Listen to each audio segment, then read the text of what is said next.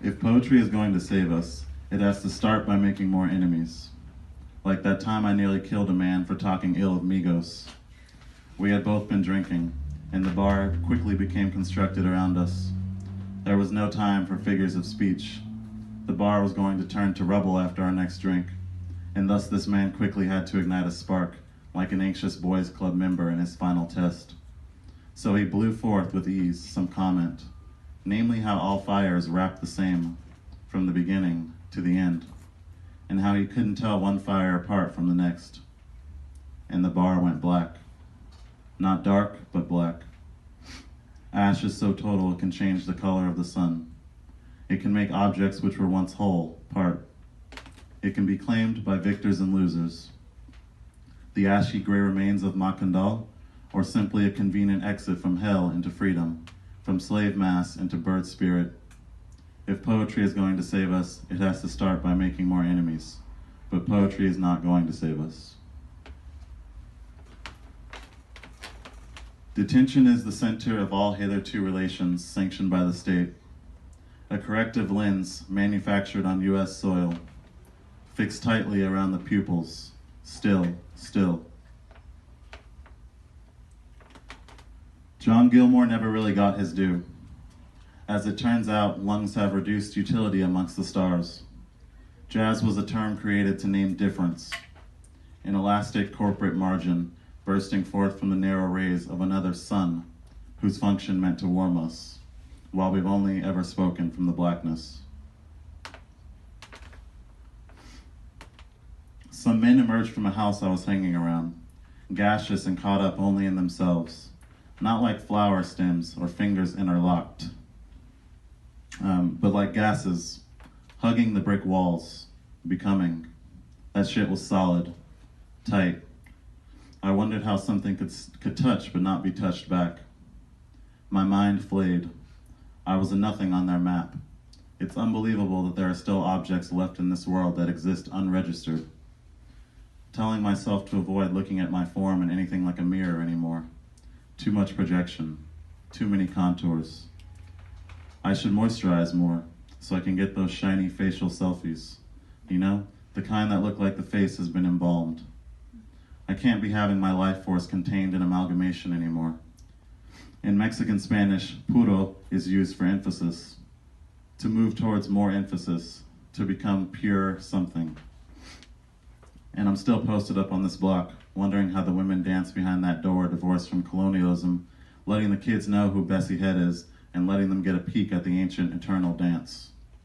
While the window is rendered a rectangular smudge containing a rhythm protected like a pearl. The best kind of window, too. One you can't make out the entirety of yourself in.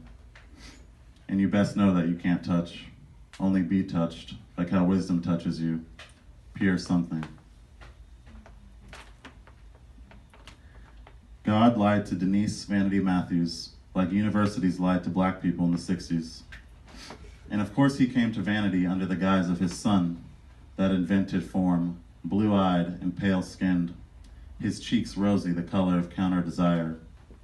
And of course they came for the black people with black studies, while COINTELPRO proved to be an extraordinary student, armed and organized with state power.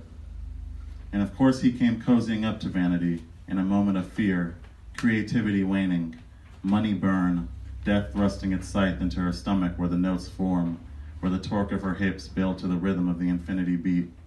While black studies saved America, one fire comfortably contained with the promise of tenure, another stamped out with privatization, smoke clearing the way for representation.